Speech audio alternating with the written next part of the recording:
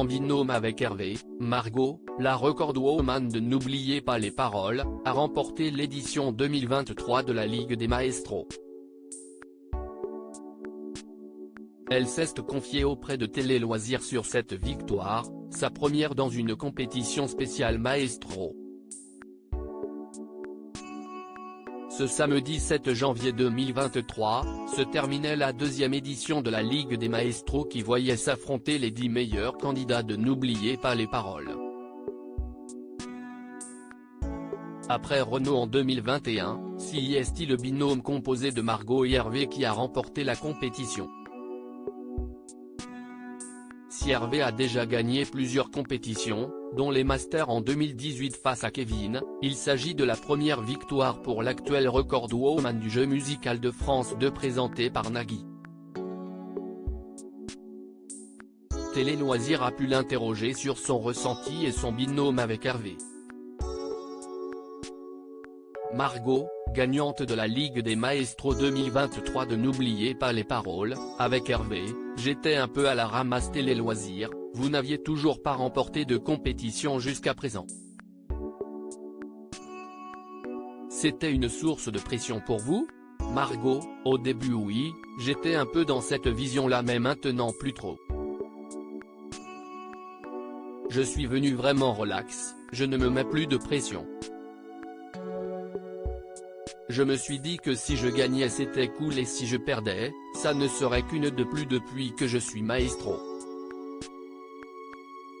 Qu'avez-vous ressenti en apprenant que vous étiez en binôme avec Hervé? J'étais super contente parce qu'Hervé est très fort. Après, sur les 10 participants, personne n'est nul de toute façon. J'avais perdu contre lui au Master 2021 donc j'étais contente là de jouer avec lui. Je ne me suis pas dit qu'il fallait que j'assure parce qu'il est super fort mais plus qu'on allait passer un bon moment. Tout s'est joué lors du dernier match face à Renaud et Caroline. Dans quel état d'esprit étiez-vous à ce moment-là? En fait, j'étais un peu à la ramasse. Je n'avais même pas compris que c'était un match décisif. Nagui avait dû le dire mais quand on a gagné, j'étais hyper choqué. Donc juste avant, je n'avais pas trop la pression. On a eu aussi beaucoup de chance parce qu'il y a plein de fois où on aurait pu perdre et on a réussi à s'en sortir donc si il y a un mélange de chance et de réussite. Hervé n'a pas réussi plusieurs chansons, vous lui en avez voulu? Pas du tout. Moi j'ai eu assez de chance sur les chansons. Mais si surtout Hervé qui s'en est bien sorti en me donnant les bonnes chansons.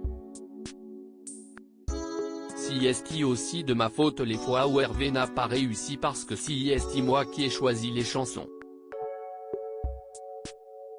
Je n'ai pas su déceler ses goûts musicaux. Il n'a vraiment pas eu de chance de tomber sur des chansons qu'il ne connaissait pas. Je me suis dit que c'était moi le problème, que je portais la scoumoune. Les gens doivent en avoir ras le bol de voir ma tronche tout le temps depuis les Masters en novembre. Avez-vous déjà repris les révisions? Les gens s'imaginent que comme j'ai un emploi du temps assez libre, je bosse toute l'année. Mais souvent, je travaille vraiment intensément les 3 derniers mois. Mais j'écoute tout le temps des chansons, donc les musiques récentes rentrent automatiquement.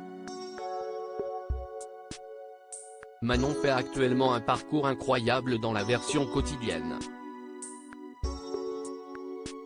Avez-vous peur pour votre record?